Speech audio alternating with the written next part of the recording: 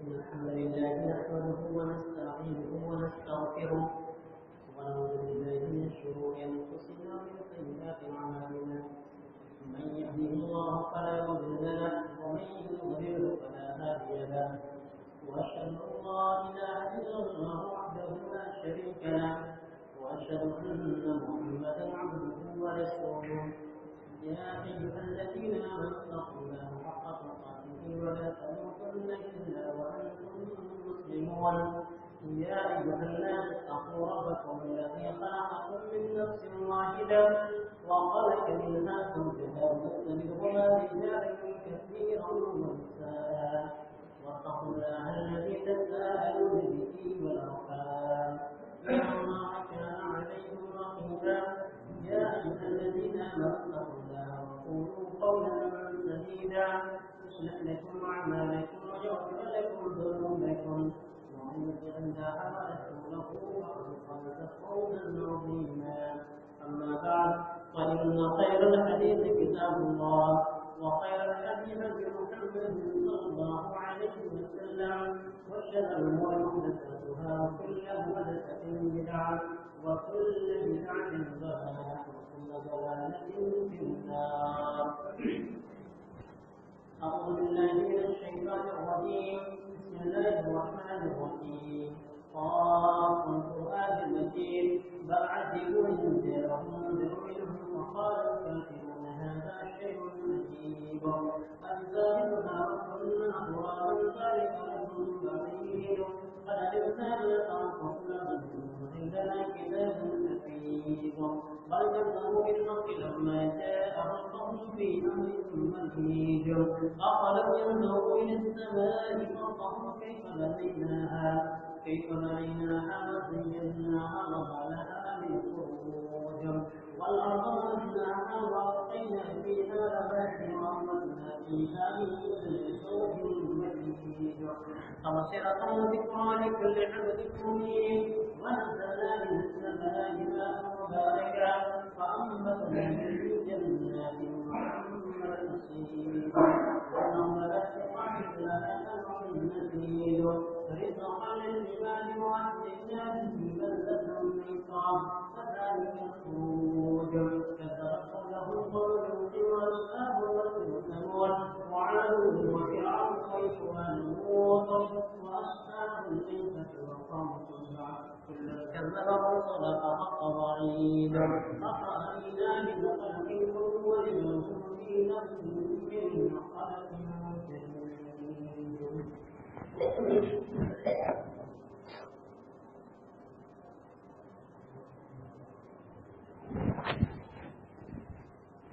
الحمد لله نحمده ونستعينه ونستغفره ونعوذ بالله من شرور انفسنا ومن سيئات اعمالنا من يهده الله فلا مضل له ومن يضلله فلا هادي له واشهد ان لا اله الا الله وحده لا شريك له واشهد ان محمدا عبده ورسوله يا ايها الذين امنوا اتقوا الله حق تقاته ولا تموتن الا وانتم مسلمون يا ايها الناس اتقوا ربكم الذي خلقكم من نفس واحده وخلق منها زوجها وبث منهما رجالا كثيرا ونساء واتقوا الله الذي تساءلون به والارحام ان الله كان عليكم رقيبا يا ايها الذين امنوا اتقوا الله وقولوا قولا سديدا يصلح لكم اعمالكم ويغفر لكم ذنوبكم ومن يطع الله ورسوله فقد فاز فوزا عظيما اما بعد فان خير الحديث كتاب الله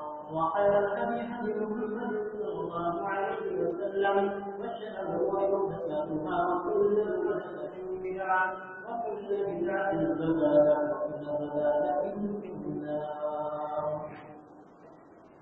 أعوذ بالله من الشيطان الرجيم بسم الله الرحمن الرحيم يا أيها الذين آمنوا كتب عليكم الصيام كما كتب على الذين من قبلكم لعلكم تتقون وقال النبي صلى الله المسلم الصيام جنة رب اشرح لي صدري ويسر لي أمري واحلل عقدة من لساني يفقهوا قولي رب زدني علما.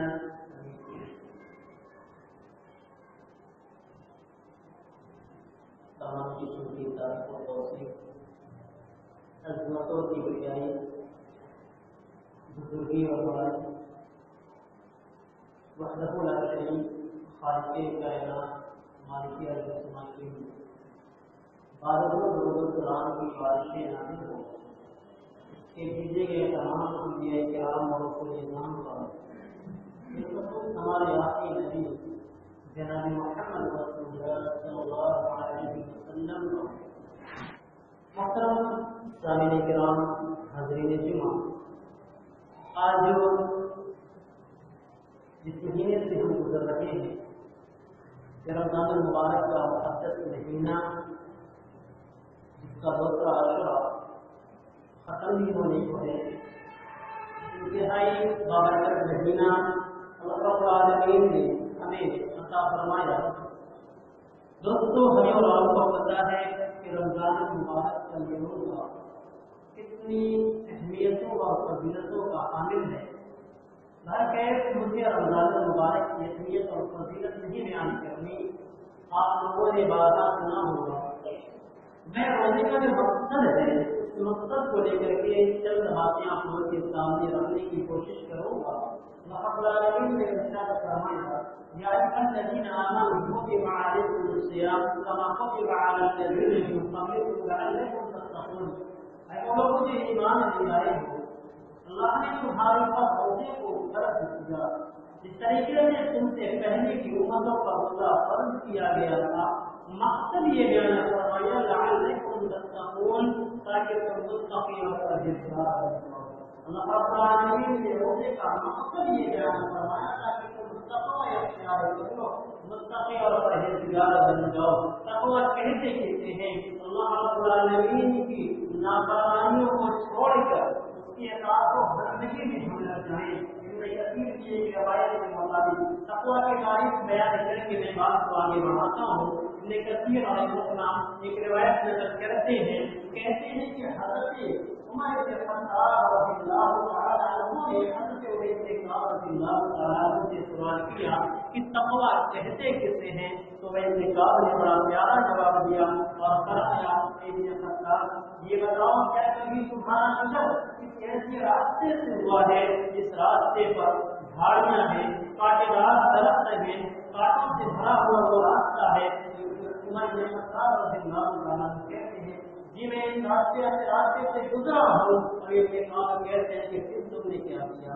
اس راستے سے گزرنے کے لیے کون سی تدبیر تم نے اختیار کی؟ کہا کہ میں نے اپنے دامن کو سمیٹ لیا، کہیں کوئی کانٹا میرے دامن سے نہ لگ جائے، میرا دامن کسی کانٹے میں الجھ کر نہ رہ جائے. اپنے دامن کو سمیٹتے ہوئے میں اس راستے کو طے کیا. بس تقوی کی یہی مثال ہے.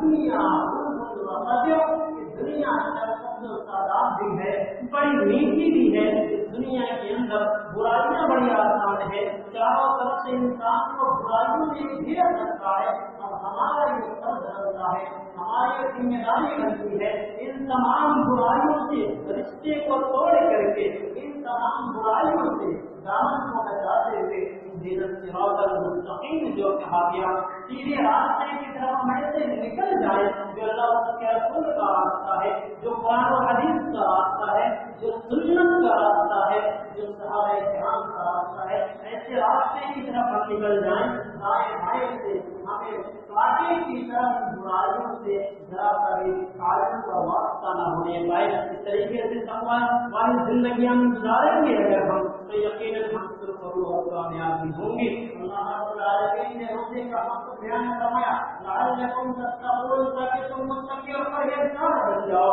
اپنے ایمان کو ٹٹولے، اپنے دامن میں اپنے گریبان میں جھانک کر کے دیکھیں. ہم نے اب تک کے 70-18 روزے رکھ لیے، ذرا بتاؤ تو صحیح ہمارے اندر وہ تقویٰ کی کتنی صفت پیدا ہوئی، ہمارے اندر وہ متقیوں والا کون کامل ہو پیدا ہو گیا. یقیناً ہم اس چیز میں پورے ہیں جو روزے کا مقصد ہونا چاہیے. روزے کا جو مقصد ہے وہ ہمیں حاصل نہیں ہو رہا. دوستوں بہت سارے لوگ رمضان المبارک کے روزے کو بڑے ہلکے میں لیتے ہیں، یقیناً بڑے ہلکے میں لیتے ہیں۔ اللہ والے ہیں جو رمضان المبارک کے روزے کو بڑے طریقے سے اس سے سخت گرمی اور شدت کے موسم میں بھی راضی باعث احتساباً ثواب کی نیت سے رکھ بھی رہے ہیں۔ اللہ رب العالمین کا ساتھ بھی دے رہا ہے، مگر میں ان لوگوں سے خصوصی طور پر کہنا چاہوں گا جو روزہ نہیں رکھتے، مسجد میں اگر حاضر ہے تو سن لیں، اور اگر نہیں تو آپ لوگوں کی ذمہ داری بنتی ہے ہماری باتوں کو لوگوں تک پہنچا دینا۔ اللہ کے نبی صلی اللہ علیہ وسلم کے زمانے میں غزوہ تبوک کا جب مرحلہ پیش آیا، آپ کو معلوم ہونا چاہیے غزوہ سخت گرمی کے زمانے میں پیش آیا۔ یہ غزوہ سخت گرمی کے زمانے میں ورد کی چلچلاتی ہوئی دھوپ، ارد کی تپتی ہوئی صحرا ہے، ایسے عالم میں، ایسی حالت میں گرمی کے موسم میں سفر کرنا تھا۔ کوئی 100-200 کلومیٹر کا سفر نہیں تھا، کوئی ہلکا پھلکا سفر نہیں تھا، تقریباً 1100 کلومیٹر کا وہ سفر، 1100 کلومیٹر اونٹ اور پیدل چل کر کے طے کرنا تھا۔ ایسی حالت میں نبی کریم صلی اللہ علیہ وسلم نے مدینے والوں کو یہ حکم دیا تھا کہ سب کے سب تیار ہو جائیں، ایک بڑے لشکر سے مقابلہ کرنا ہے۔ چنانچہ اس لشکر میں تمام لوگوں کے لیے شرکت کرنا واجب قرار دیا گیا تھا۔ اللہ کے نبی صلی اللہ علیہ وسلم کے زمانے میں مسلمانوں کے درمیان مدینے میں وہ منافقین بھی رہا کرتے تھے جو ہمہ وقت اسلام کو نقصان پہنچانے کی طاقت بھاگ میں رہتے تھے، کہیں موقع مل جائے اسلام کو نقصان اور خطرہ پہنچایا جائے، جو ان کے لیے سنہرا موقع تھا۔ اور ہوا کیا؟ اللہ رب العالمین نے قرآن مقدس میں فرمایا ان کی بے رخیوں کو، ان کی بے وفائیوں کو کس طریقے سے اللہ رب العالمین نے فرمایا۔ اس واقعوں کو بیان کر کے میں بتانا چاہوں گا کہ روزگار حساب سے نشہ جائزہ ہے، کہیں ہم بھی جو روزہ چھوڑ رہے تھے ان منافقین سے سب یہاں کر کے کھڑے تو نہیں ہو رہے۔ اللہ رب العالمین نے ارشاد فرمایا قرآن مقدس کے اندر ان منافقین کے تعلق سے یہ مخالفین، یہ پیچھے رہ جانے والے لوگ جو جنگ میں شرکت نہیں کرنا چاہتے، اس بات سے خوش ہیں کہ محمد اور ان کے ساتھی کو نکل گئے، یہ مدینے میں منافق لوگ پڑے گئے ہیں، اپنے آپ کو بڑا خوش نصیب سمجھ رہے تھے۔ مدینے کے اندر یہ لوگ پیچھے رہ گئے تھے اور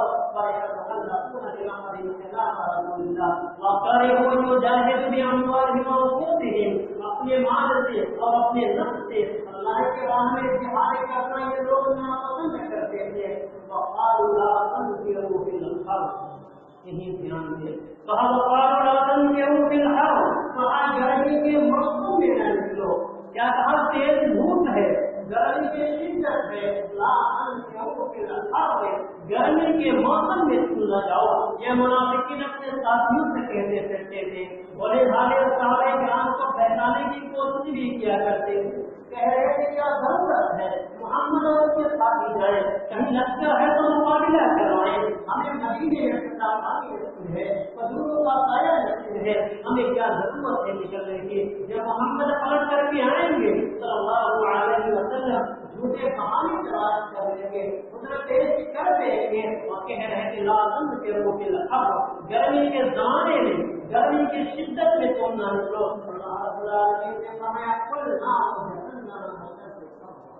اللہ نے فرمایا کہہ دو ان سے کہ جہنم کی آگ سے کہیں زیادہ جہنم کی آگ سے کہیں زیادہ سخت ہے۔ یہ روز خوش ہے کہ محمد کے ساتھ ہم نہیں جا رہے، ہمیں دقت اور پریشانی نہیں اٹھانی پڑ رہی۔ اس کے بعد اللہ رب العالمین نے آگے والی آیت میں فرمایا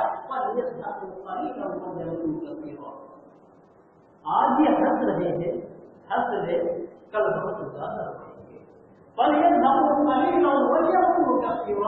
آج ہنس رہے ہیں تو ہنس لیں، کل بہت زیادہ رہیں گے۔ اب اس آیت اور اس واقعے کے پس منظر میں ہم دیکھیں کہ اس واقعے کو جو قرآن مقدس سے بیان فرمایا، یہ منافقین کا حال تھا کہ جنگ کرنے کے لیے نہ گئے، بہانے کس سے بنایا؟ سخت دھوپ ہے، گرمی کا زمانہ ہے، دھوپ کی تپش اور شدت ہے، آج بہت سارے لوگ روزہ کی وجہ سے چھوڑ رہے ہیں۔ میں کتنے ایسے لوگوں کو جانتا ہوں جو جو اللہ کے فضل سے صحت مند بھی ہے، مالدار بھی ہے، سارے قسم کی نعمتیں ان کے پاس موجود ہے، مگر پھر بھی اس روزے کی شدت بھوک اور پیاس کو برداشت کرنا گوارا نہیں سمجھتے.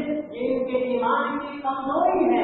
آج یہ خوشیاں منا رہے ہیں، دوپہر کے وقت کھا پی کر کے ٹھنڈے پانی سے اپنے جگر اور چکن کو جو خوشیاں اور جو لذت محسوس کرا رہے ہیں، کہیں ایسا نہ ہو کہ آخرت کی خوشی کے مقابلے میں تمہاری خوشی کم پڑ جائے، آخرت کے عذاب کے مقابلے میں تمہاری یہ خوشی کم پڑ جائے، اور کہیں ایسا نہ ہو کہ اسی کی وجہ سے تمہیں جہنم میں شہید بھی کر دیا جائے.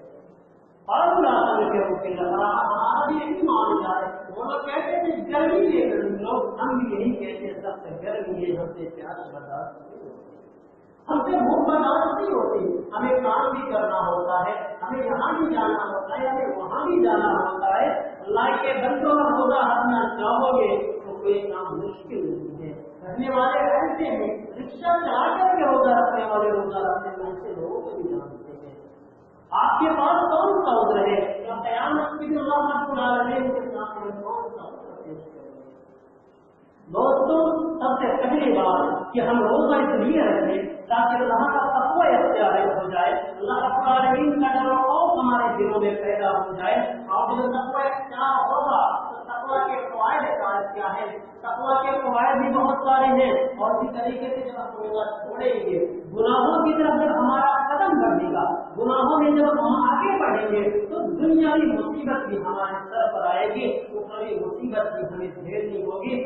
جب ہم گناہ کرتے ہیں، گناہ پر روزہ کرتے ہیں، تقوی اختیار نہیں کرتے، ظاہر سی بات ہے روزہ اس لیے ہم پر فرض کیا گیا تاکہ ہم متقی اور پرہیزگار بن جائیں. تقوی کیا ہے؟ یہی نہیں کہ گناہوں سے ہم بچا لیے جائیں، نیکیوں میں ہم سبقت کر جائیں، یہی تو تقوی ہے. اور ہمارا آپ جب تقوی اختیار کرتے ہیں تو اللہ رب العالمین نے ارشاد فرمایا وَمَن يَتَّقِ اللَّهَ يَجْعَل لَّهُ مَخْرَجًا.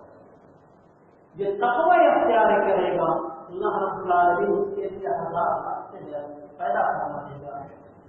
وَمَن يَتَّقِ اللَّهَ يَجْعَل لَّهُ مَخْرَجًا. اللہ رب العالمین اس کے لیے ہزار راستے پیدا کر دیتا ہے. اور اسی طریقے سے ارشاد فرمایا وَيَرْزُقْهُ مِنْ حَيْثُ لَا يَحْتَسِبُ. تقوی اختیار کرنے والے کے تعلق سے فرمایا متقین کے لیے اللہ رب العالمین ایسی جگہ سے رشتہ عطا فرماتا ہے جس کا ہمیں وہم و گمان بھی نہیں ہوتا. کیا کبھی آپ نے رمضان المبارک کے مہینے اس کا جیسا کیا؟ جس تقوی کی وجہ سے رمضان المبارک میں رزق کی جو فراوانی ہوتی ہے، ایمانداری سے بتائیے گا عام 11 مہینوں میں جو ہم کام کرتے ہیں، کیا کام کی وہی اسپیڈ اور لمٹ رمضان المبارک کے اندر ہے؟ بالکل کم ہو جاتی ہے. کام جو بھی 11 مہینے میں کرتے ہیں وہ کام ہم رمضان المبارک میں نہیں کر پاتے. روزے کی وجہ سے ہم آرام کرنا چاہتے ہیں، اس کی ضرورت نہیں ہے، کام بھی کم ہو رہا ہے. اور کیا کبھی ہم کھانا کھاتے سمے اور دسترخوان پر جب ہم بیٹھتے ہیں تو ہم نعمتوں کا کبھی جائزہ لیتے ہیں جو ساری 11 مہینوں میں ہمارے سامنے کبھی نصیب نہیں ہوتی؟ رمضان المبارک کے مہینے میں دسترخوان پر وہ ساری نعمتیں ہمارے سامنے موجود ہیں. کیا کبھی آپ نے سوچا وہ غریب سے غریب گھرانا جو سال کے 11 مہینے میں کبھی سیب، انار، کیلا اور انگور یا پھل فروٹ استعمال نہیں کر پاتا بیچارہ، رمضان المبارک کے مہینے میں ایسے لوگوں کے دسترخوان پر بھی تھوڑا بہت کچھ مل جاتا ہے. یہ کہاں سے ہے؟ کیا کبھی آپ نے اس پر غور کیا؟ وَمَن يَتَّقِ اللَّهَ يَجْعَل لَّهُ مَخْرَجًا. اللہ کا تقوی اختیار کرو، ہزار راستے پیدا ہوں گے. وَيَرْزُقْهُ مِنْ حَيْثُ لَا يَحْتَسِبُ. ایسی جگہ سے اللہ رزق عطا کرے گا کہ تمہیں اس کا وہم و گمان بھی نہیں ہوگا. اور اسی طریقے سے تقوی کی جہاں تک بات ہے، تقوی سے ہٹ کر کے جب تقوی ہمارے دل میں نہیں ہوگا تو ظاہر سی بات ہے گناہوں اور برائیوں کی طرف ہمارا رجحان اور میلان بڑھ جائے گا. ایسی صورت میں ہمارا نقصان کیا ہے؟ برائیوں کے بہت سارے نقصانات ہیں. سب سے پہلا نقصان میں آپ لوگوں کو بتا دوں، ایک مسلمان جب روزہ نہیں رکھتا، نماز سے دور رہتا ہے، تقوی اس کے دل میں پیدا نہیں ہو پاتا تو اس کے دل میں ہزار بیماریاں جنم لیتی ہیں. اور انسان کی ظاہری، جسمانی اور باڈی کی جو صحت ہوتی ہے اس کا ایک اچھا خاصا تعلق اس کے روح سے ہی ہے، اس کی روح سے بھی ہے. جب بندے کو روحانی سکون ملے گا تو اس کے جسم کو بھی سکون ملے گا. الا بذکر اللہ تطمئن القلوب. اب یہ سکون کہاں سے ملے گا؟ ہم دنیا کی تمام چیزوں میں سکون تلاش کر رہے ہیں، پیسہ خرچ کرتے ہیں، ہر چیز اختیار کرتے ہیں، مگر پھر بھی آپ ان لوگوں کو دیکھ لیں جو کروڑ پتی ہیں، جنگلوں میں رہتے ہیں، سارے سفر کرتے ہیں، پھر بھی ان کے دلوں کو وہ سکون حاصل نہیں ہو پا رہا. سکون حاصل ہونا چاہیے. کیوں؟ وجہ کیا ہے؟ اللہ رب العالمین نے کیا فرمایا؟ الا بذکر اللہ تطمئن القلوب. اللہ کا ذکر کرو، دلوں کو سکون مل جائے گا، دلوں کو سکون مل جائے گا. ظاہر سی بات ہے، اللہ کا تقوی اختیار کریں گے، اللہ کا ذکر کریں گے. ذکر ہزار طریقے کے ہیں، سارے ذکر کو ہم اپنائیں گے، دل کو سکون ملے گا. اور یہی دل کی غذا ہے، اور یہی دل کی غذا ہے. ایک حدیث میں بیان کروں آپ لوگوں کے سامنے. اللہ کے نبی صلی اللہ علیہ وسلم نے ارشاد فرمایا، ترمذی شریف کی حدیث ہے، الا ان فی الجسد مضغہ. میں بتانا چاہوں گا جب دل بیمار ہے تو آپ کی جسم میں ہزار بیماریاں پیدا ہوں گی. تقویٰ ہوگا، آپ کا جسم سکون سے رہے گا، تمام نعمتیں دنیا جہان کی ملیں گی. یعنی تقویٰ کے وقت آپ کا دل خالص ہوگا تو ہزار قسم کی آپ کی جسمانی بیماریاں نہیں ہوں گی. میں بتاؤں اللہ کے نبی صلی اللہ علیہ وسلم نے ارشاد فرمایا، الا ان فی الجسد مضغہ. سنو، جسم کے اندر گوشت کا ایک ٹکڑا ہے. ان فی الجسد مضغہ اذا صلح الجسد كله. جب یہ درست رہتا ہے تو پورا جسم، پورا بدن تمہارا درست رہتا ہے. وَإِذَا فَسَدَ الْجَسَدُ كُلُّهُ. اور جب یہ بگڑ جاتا ہے، جب اس میں خرابی پیدا ہوتی ہے تو تمہارے پورے جسم میں خرابی پیدا ہو جاتی ہے. الا وَهِيَ الْقَلْبُ. آپ نے فرمایا سنو، دل کا ٹکڑا. وہ جو ٹکڑا ہے وہ دل ہے. اسی دل کو جب ہم غذا دیں گے، دل جب ہمارا درست رہے گا، پورا جسم ہمارا درست رہے گا. اور آپ کو عمر کی درازی بھی کچھ نقصان نہیں پہنچا سکتی. وہ بڑے سے بڑے لوگ جو 70-80 سال کے ہو گئے ہیں، اگر ان کا تعلق اللہ رب العالمین سے مضبوط ہے، اللہ رب العالمین سے ان کا رشتہ اگر مضبوط ہے، تو یقین مانے 5 وقت کی نماز میں آنے سے اسے کوئی چیز نہیں روک سکتی، اسے 3 دن کے روزہ رکھنے سے کوئی چیز مانی نہیں ہو سکتی. تمام مصیبتیں کے سامنے ہی نظر آئیں گی. میں مثال دینا چاہوں گا، سعودی عرب کے مفتی اعظم ابن باز نے کہا 90 سال کی عمر میں جی انہوں نے اپنے آفس سے کبھی چھٹی نہیں کی. عمر کتنی ہے؟ 90 سال. 90 سال کی عمر میں اپنے آفس سے کبھی چھٹی نہیں کی. دیکھنے والے دنگ رہ گئے، حیران رہ گئے. سوال کیا تو انہوں نے کیا جواب دیا کہ جب دل اللہ کے ذکر سے مضبوط ہوگا، اللہ کا خوف بڑا دل ہے، تو تمہاری جسمانی کمزوری کچھ نقصان نہیں ہوگا. آزما کر کے دیکھتے اللہ رب العالمین کا نسخہ ہے. اس طریقے سے حدیث میں آپ لوگوں کے سامنے بیان کر کے بات کو ختم کروں گا. وہ حدیث میں بتانا چاہوں گا، جب ہم تقوی اختیار نہیں کریں گے، تقوی چھوڑ دیں گے، تو پھر ہمارے اوپر کیسی کیسی مصیبتیں آئیں گی. یہ روزے کا جو مقصد اللہ نے یوں ہی نہیں بیان کروایا. یہ 30 دن کی گنتی کوئی بہت بڑی گنتی نہیں، یہ کوئی بہت ہمارے اوپر نہیں. اللہ رب العالمین یرید اللہ بکم الیسر ولا یرید بکم العسر. روزے کو قطع کر کے لانے کو فرمایا کہ میں تمہارے پر تنگی کرنا نہیں چاہتا، بلکہ تمہارے لیے میں آسانیاں پیدا کرنا چاہتا ہوں. روزے آسان کے لیے بہت مشکل نہیں. ایک حدیث سماعت فرمائے. حدیث میں 5 چیزوں کا ذکر اللہ کے نبی صلی اللہ علیہ وسلم نے ارشاد فرمایا، اور فرمایا کہ جب ایسا ہوگا تو ایسا ہوگا. وہ چیزیں کیا ہے؟ اس میں محمد صلی اللہ تعالیٰ کا واقعہ حدیث ہے. بیان فرماتے ہیں کہ اللہ کے نبی صلی اللہ علیہ وسلم نے ارشاد فرمایا، یا معاشر المہاجرین خمس ابتلیتم بہن واعوذ باللہ من تدرکوہن. 5 چیزیں ایسی ہیں جب تم اس میں مبتلا کر دیے جاؤ گے تو اللہ کی پناہ چاہتا ہوں کہ تم اس میں مبتلا نہ کیے جاؤ. میں اللہ کی پناہ چاہتا ہوں کہ اللہ اس میں مبتلا نہ کرے. 5 چیزیں کیا ہیں؟ آپ نے ارشاد فرمایا، لم تظهر فاحشة في قوم قط حتى يظلموا بها إلا خشى فيه الطاعون والأوجاع التي لم تكن مضت في أسلافهم الذين مضوا. کہ جب لوگوں کے اندر برائیاں عام ہو جائیں گی، لوگوں کے اندر برائیاں عام ہو جائیں گی، برائی لوگ کرنے لگیں گے، اور یہ برائی صرف عام نہیں بلکہ حتی یؤمنوا بہا، یہاں تک کہ اعلان کر کے سرعام برائیاں کی جانے لگیں گی۔ آج معاشرے میں لوگ اٹھا کر کے دیکھ لیں کتنی ایسی برائیاں ہیں جسے ہم برائی ہی نہیں سمجھتے، اعلان کر کے برائیوں کا ارتکاب کیا جاتا ہے، چاہے وہ دوستوں میں ہو یا معاشرے اور سماج میں ہو یا کسی اور طریقے سے ہو، اعلان کے طور پر ہم برائیوں کا ارتکاب کرتے ہیں۔ تو اللہ کے نبی صلی اللہ علیہ وسلم نے ارشاد فرمایا جب خواہشات، جب برائیاں عام ہو جائیں گی، گلی گلی سڑکوں پر برائیاں اور بے حیائیاں کی جانے لگیں گی، لگے سڑک بے حیائیاں اور فحاشیاں کی جانے لگیں گی، تو اللہ کے نبی نے فرمایا الا خشع فیہم الطاعون والاوجاع التي لم تكن مضت في الاسلام۔ تو سنو، تمہارے درمیان تعاون کی اور جیسی بیماریاں امڑ آئیں گی، ایسے ایسی بیماریاں لم تكن مضت في الاسلام، جو بیماری تمہارے باپ داداؤں نے کبھی دیکھی بھی نہیں۔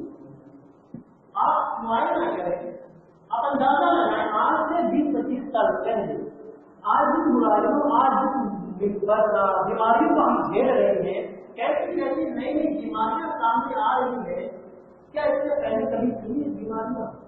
ہلکی سے نہیں تھی۔ یہ جو تعاون آپ نے ارشاد فرمایا، تعاون کینسر کی ایک شکل ہے تعاون کی۔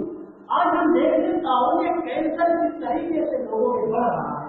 یہ وجہ کیا ہے؟ تقویٰ سے دوری ہے، برائیوں کا عروج ہے، برائیوں کا بڑھ جانا ہے۔ اسی طریقے سے اللہ کے رسول اللہ نے ارشاد فرمایا وَلَمْ يَكُنْ الْإِسْلَامُ وَالْمِيزَانُ إِلَّا وَكَيْفَ بِالسِّنِينِ وَشِدَّةِ الْعُقُودَ، اور آپ نے ارشاد فرمایا جب تول میں اور ناپ میں کمی بیشی کی جانے لگے گی، تول اور ناپ میں کمی بیشی کی جانے لگے گی، یہ کوئی معمولی کام نہیں۔ آج اکثر بزنس مین آپ کو چور ملیں گے، میں کھل کے کہتا ہوں اکثر بزنس مین آپ کو چور ملیں گے، جھوٹ ملیں گے اور فریبی اور مختار ملیں گے۔ یہ سب کیا ہے؟ ناپ میں کمی بیشی کرنا، تول کر دینا تو کم دینا، لینا تو زیادہ نہیں لینا، ہمیشہ اپنا فائدہ دینا۔ جب ایسا ہو نہیں رہے گا تو اللہ کے نبی صلی اللہ علیہ وسلم نے ارشاد فرمایا تو صرف تمہاری خریداری ناقص کر دی جائے گی، سوکھا پڑ جائے گا، خریداری ہو جائے گی تمہارے تجارتوں میں۔ اللہ رب العالمین بھی آزمانا شروع کر دے گا تمہیں۔ آج ہم اور آپ دیکھ لیں، یہ ناپ طور میں کمی کرنا کوئی معمولی کام نہیں، کوئی بہت چھوٹا جرم نہیں ہے۔ تاریخ اٹھا کر کے دیکھے اللہ رب العالمین نے جن قوموں پر عذاب نازل کیا، انہوں نے حضرت شعیب علیہ السلام کی قوم ایک ایسی قوم تھی جو ناپ طور میں کمی کرتی تھی۔ اللہ نے کسی قوم پر بیک وقت 3 عذاب کو نازل نہیں فرمایا، مگر قوم شعیب ایسی قوم تھی جس نے ناپ طور میں کمی کی، اللہ نے بیک وقت اس پر 3 عذاب کو نازل فرمایا۔ اٹھا کر کے دیکھیے گا، تفصیل کبھی موقع دے دو۔ اور آگے جان فرمایا وَجَوْرِ السُّلْطَانِ عَلَيْهِمْ، اور اس کا نتیجہ کیا ہوگا؟ تمہارے اوپر ظالم اور جابر بادشاہوں کو مسلط کر دیا جائے گا۔ ظالم اور جابر بادشاہ کو تمہارے اوپر مسلط کر دیا جائے گا۔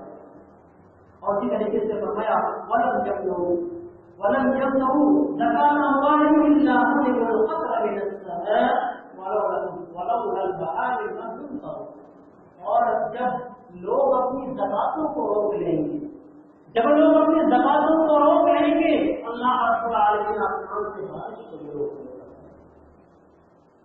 آج دیکھ لیں چندہ کرنے والے بیچارے مساجد اور مدارس سے در در کی ٹھوکریں کھا رہی ہیں، لوگوں کی گالیاں بھی سن رہی ہیں اور دروازے بھیک مانگ رہے ہیں۔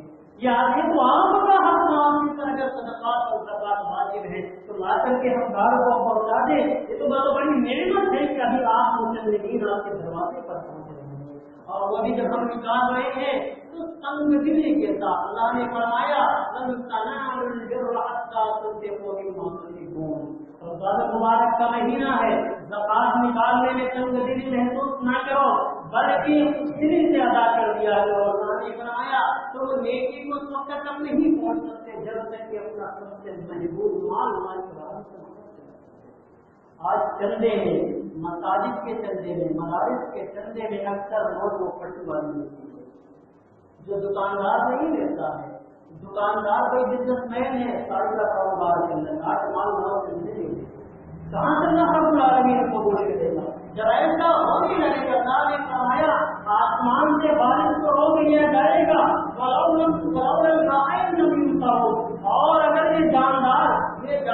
تمیز کرنا ہوتے تو پھر آسمان سے بارش بھی نہ ہوتی، ان جانوروں کے صدقے میں تمہیں بھی بارش نصیب ہو جائے گی۔ اور تمہارے حالات تو ایسے ہیں کہ آسمان سے پانی بھی نہ بنتے، زمین سے پانی بھی نہ نکلے۔ آج پانی کی جو قلت اور کمی ہے اس کا اندازہ ہمارا اپنے اعمال اور اپنے معاملہ کر لیں۔ اس طریقے سے ایک اور کے بارے میں فرمایا وَلَوْ يَذْكُرُوا أَحْدَ اللَّهِ وَعْدَ رَسُولِهِ إِلَّا سَبَقَ اللَّهُ عَدُوًّا مِّنَ غَيْرِهِ، اور جو اللہ کے رسول کے احکام پر عمل نہیں کیا جائے گا تو اللہ رب العالمین تمہارے دشمنوں میں سے کسی کو تمہارے اوپر مسلط کر دے گا۔ اللہ کے احکام اور قوانین پر جب عمل نہیں کیا جائے گا تو اللہ رب العالمین تمہارے دشمنوں میں سے تمہارے اوپر کسی کو مسلط کر دے گا۔ آج جو ہم واقعہ مچا رہے ہیں، کہ ظالم حکمراں ہم پر حکومت کر رہے ہیں، اللہ رب العالمین کا یہ قانون ہے، اللہ رب العالمین کا یہ قانون ہے، اور تمہارے اعمال بھی تمہارے حکمراں ہوا کرتے ہیں۔ اللہ رب العالمین نے فرمایا جو کچھ بھی تمہیں مصیبتیں پہنچی تمہارے اپنے کمائی اور محفوظ کا بدلہ ہے۔ بہت سی گناہوں کو اللہ معاف فرما دیتا ہے، اگر پکڑنے پہ آئے تو زمین پر چلنے پھرنے کے لائق بھی تمہیں نہیں ہوگا۔ اللہ رب العالمین اس طریقے سے ہم اور آپ ذرا اندازہ کریں۔ کسی نے حجاج بن یوسف سے کہا تھا کہ تم ان کے سردار اور ناؤ اور آرام جیسے ہمارے کیوں نہیں بن جاتے؟ اس نے کہا جاج بن یوسف نے تم ابوذر غفاری کو نہیں بن جاتے؟ وہ تو اصلی مرض خطاب کے زمانے میں جو رعایا اور عوام کی ان کے حساب سے انہیں حکمراں خلیفہ نہیں رہتا، کبھی ابو بکر صدیق کی صورت میں، کبھی عمر بن خطاب کی صورت میں، کبھی علی بن عثمان غنی کی صورت میں، ایسی رعایا ہوگی ایسے سارے حکمراں مسلط کیے جائیں گے۔ اور حسن بصری رحمہ اللہ کے کسی نے حجاج بن یوسف کے ظلم و تشدد کی شکایت کی تو حسن بصری نے حکمراں نے جواب دیا تھا کہ ما جعل الحجاج الا لذنوبنا، ما جعل الحجاج الا لذنوبنا، حجاج ہمارے گناہوں کی بدولت ہے۔ آج اگر مودی حکومت ہے، RSS کی حکومت ہے، آج جو غیر مسلم دیش میں ہم اتنی شان و شوکت کے ساتھ آج بھی زندگی گزار رہے ہیں، اللہ رب العالمین کا لاکھ کے لیے شکر ہے، ورنہ ہمارے اعمال اللہ رب العالمین زمین پر ہمیں جلتا حصہ چھوڑے، روزے کا جو مقصد ہے پھر سے میں یہ کہنا چاہوں گا لوگوں کو تقی بن جاؤ، اللہ کا تقوی اختیار کر لو، روزے کا مقصد حاصل کر لو، روزے کے اندر جس چند دن باقی ہیں جان اللہ رب العالمین کو کثرت سے یاد کر لو۔ اللہ رب العالمین سے دعا ہے فی الحال ہماری ٹوٹی پھوٹی عبادتوں کو قبول فرما لے، ہمارے رمضان مبارک میں کی گئی عبادتوں کو قبول فرما لے، ہمارے روزے ہمارے اکثر تمام گناہوں کو معاف کرنا آمین۔ اللہ ہمارے